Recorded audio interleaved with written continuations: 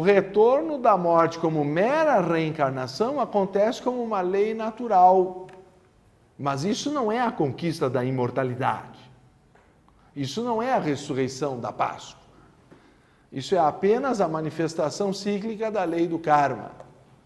Porque nós não podemos, isso sim, conceber, me pareceria ser outra blasfêmia, um Deus cruel que torturasse eternamente os seus filhos no inferno, seus próprios filhos, sem lhes dar a misericordiosa nova chance, que é justamente o que a reencarnação sempre oferece. Esses erros foram introduzidos no cristianismo por Justiniano I e outros que não interpretaram corretamente as Escrituras. Por outro lado, e esse é o ponto essencial, já no século V ou VI, se havia perdido o contato com as origens esotéricas do cristianismo, justamente no momento que ele vai para Roma e perde suas raízes judaico-alexandrinas, onde se encontravam os antigos rabinos e os padres gnósticos, como era o caso de Orígenes, respectivamente. Orígenes, no seu livro De Príncipes, assinala evidentemente a teoria da transmigração das almas, sendo que ele foi discípulo de Amônio Sacas, que era o fundador do movimento neoplatônico que deu origem ao termo teosofia, em Alexandria, no século III. Quer dizer que o cristianismo, com Orígenes, fundador da patrística, teria criado uma linhagem de neoplatônicos. O cristianismo seria todo teosófico, por assim dizer, mas quis a história que triunfasse o aristotélico tomista, na sua visão, vamos dizer, diferente da platônico-agostiniana e etc. O resultado disso é que se perdeu essa compreensão da ressurreição do espírito ser independente da ressurreição da carne. A ressurreição da carne leva à reencarnação. A ressurreição do espírito é abrir essa porta que é o Sahasrara Chakra e permitir a iluminação, a saída desse Cristo aprisionado de dentro do crânio, e no êxtase, naquele dia sabereis que eu estou em meu Pai e vós em mim e eu em vós, a percepção direta da unidade da vida, que é a causa de nós podermos afirmar que somos todos filhos de Deus. Ele mesmo teria dito, sois deuses, em João 10:34, aludindo ele dizia, citando a Escritura em o Salmo 82:6, eu disse, sois deuses e sois todos filhos do Altíssimo. Essa potencialidade de descobrir novamente a unidade da vida e reverter o esquecimento, que a palavra verdade em grego, aletheia, se letos ou letheia é esquecer, o que quer dizer aletheia? É uma tradução estranha, desesquecer. É a reminiscência de Platão, é o relembrar-se das origens divinas, é um desfazer o esquecimento produzido pelo cérebro e a mortalha de carne que é o nosso corpo,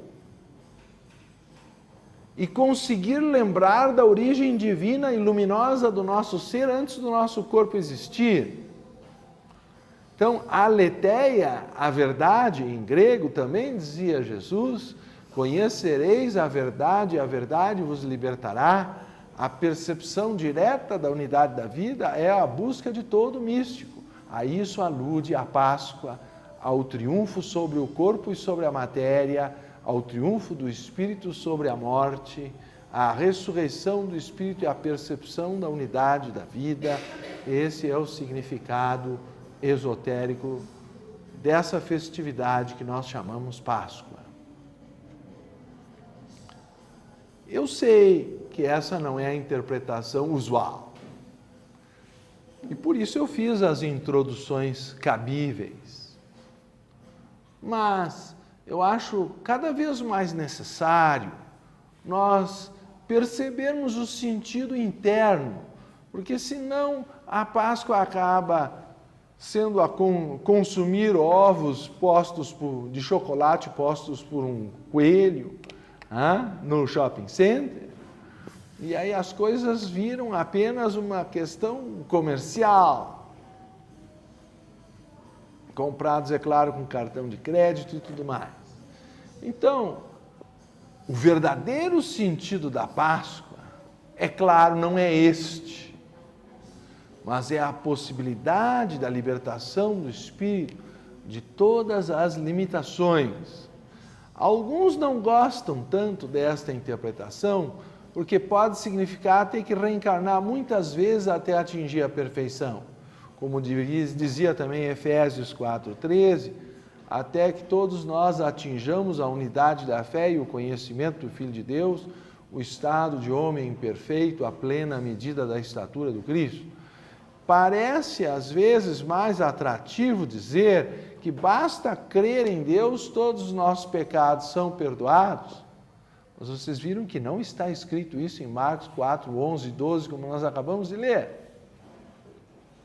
É pelas obras que o indivíduo conquista essa salvação.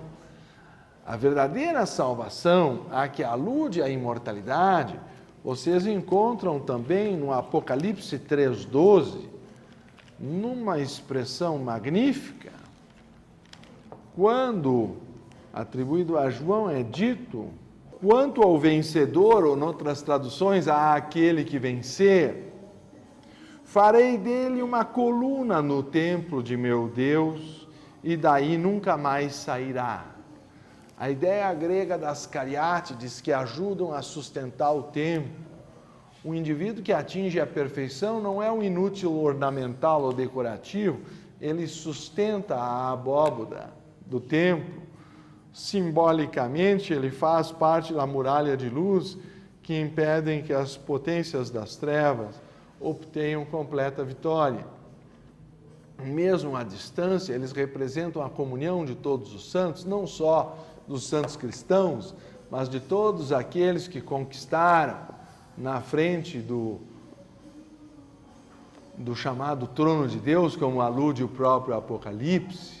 São muito mais do que um ou dois, mas eu não vou entrar nessas interpretações, e sim alegar que todos que conquistaram a percepção direta da unidade e, portanto, a imortalidade, venceram a compulsão da reencarnação porque se tornaram unos com a divindade.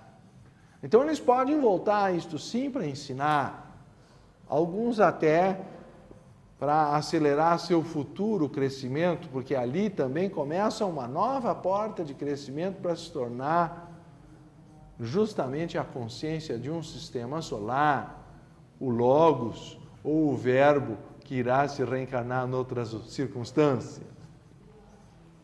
Então, essa alusão, eu acho, de uma expressão triunfante, mas compreendo que no tempo que os bárbaros dizem que o cristianismo converteu os bárbaros, mas os bárbaros também barbarizaram o cristianismo. Se vocês pegam a interpretação do período medieval, todo o sentido esotérico do cristianismo perdeu-se. A reencarnação foi só um dos golpes, daí para frente se criou o inferno eterno e toda uma série de barbaridades inadmissíveis para um Deus que deveria ser de misericórdia.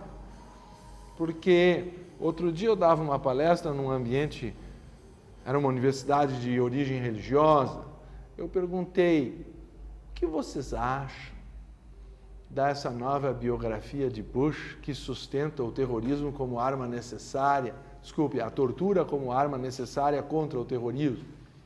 Aí ficaram os alunos horrorizados. Eu disse, bem, o que vocês acham de um pai que torturasse seus próprios filhos? Aí todos de novo ficaram horrorizados. E o que vocês me dizem então da interpretação tradicional do Apocalipse? Porque a pessoa não teria nem direito de morrer, dado que como alma imortal ela é torturada no inferno eterno. Isso seria próprio de um Deus de misericórdia e perdão? Ou isso é antes de um Deus tribal, judaico do Velho Testamento, que tem ira, e rancor e outras coisas mais? Então, quando se confunde o Velho com o Novo Testamento, se perde a essência esotérica do cristianismo. O Cristo veio para reformar, para libertar, e acho que estamos tentando cumprir esse papel, novamente citando que conhecereis a verdade e a verdade vos libertará. Então, esse é, talvez, o espírito mais importante da questão do triunfo da morte, da percepção da unidade da vida e da possibilidade das 5 grandes iniciações, o nascimento do Cristo, que representa a primeira no plano astral, e com alusão à primeira experiência búdica, o seu batismo, quando a pomba branca da verdade desce sobre ele, a dizer, este é o meu filho amado em quem me comprazo, representando assim a segunda iniciação, quando despertam os poderes, ele passa então pelas provações no deserto, portanto ele ainda estava em evolução e provação. Ele ainda não era de todo perfeito, como quiseram alguns, mas estava conquistando essa perfeição. Até que ele diz, tudo está consumado, e aí ele entrega os últimos karmas na crucificação, que é a alusão da 4ª iniciação, sendo a 3ª no meio, quando também simbolicamente ele tem contato até com os que o antecederam, que eram Elias e João Batista no topo do monte. Evidentemente isso não se dá no plano físico, porque eles já estavam mortos. Isso se dá no causal, então no búdico se dá a 4ª iniciação e a ascensão ao nirvana corresponde à 5ª, onde ele deixa o corpo. Então, se vocês fazem essas correlações com as tradições dos mistérios e mesmo do Extremo Oriente, então nós temos o Parivrajaka, o Kutichaka, o Hamsa Paramahamsa e Mahatma, o Jivamukta, correspondendo aos 5 passos que eu acabei de falar da vida de Jesus, só que agora no hinduísmo, e no budismo é o Srotapati, o Sakridagamin, o Anagamin, o Arhata e o Asekha. Então, essas correspondências surgem do estudo de religião comparada quando nós olhamos ela sob o ponto de vista ecumênico. Então, a salvação é o nirvana, é a transcendência do ciclo da vida e da morte, é a saída da roda do samsara, e do ponto de vista técnico, enquanto que a reencarnação é o retorno da ressurreição da carne, a ressurreição do espírito é o nirvana, é a transcendência.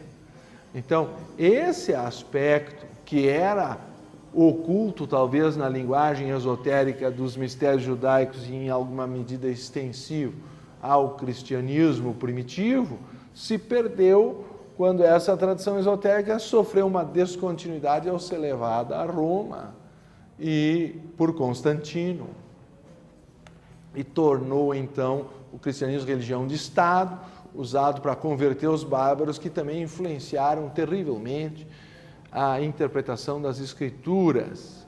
Então, feita essa alusão, eu acho que a possibilidade do homem reencontrar o Cristo no seu coração é a essência da Páscoa. Não um Cristo que morreu há 2000 anos, mas um Cristo que vive como unidade da vida, como centelha da divindade, como expressão da divindade dentro de nós, a promessa de que por meio dele nós poderíamos reencontrar a unidade com o Pai. Essa é a alusão não do corpo físico, pois que Judas conviveu, ao que parece, com Jesus na carne e não compreendeu essa alusão espiritual da ressurreição, haja visto o que ele fez e traiu. Mas o apóstolo Paulo, que não conviveu com Jesus na carne, teve em êxtase na estrada para Damasco a percepção no Emaús dessa luz que era o Cristo. E ele tem então essa interpretação, Cristo em vós, a esperança de glória, não como um Jesus crucificado, mas antes como uma luz onipresente que permeia, portanto, o coração de todos os homens, de todos os seres. E esse despertar da sensibilidade, uma percepção direta de Deus em nós, que é o verdadeiro triunfo da Páscoa, que é a promessa que em alguma encarnação nós poderemos alcançar a pleno, levar no seu coração essa mensagem do significado esotérico ou interno, como a descoberta da unidade da vida, a verdade a qual aludia Jesus: conhecereis a verdade e a verdade vos libertará.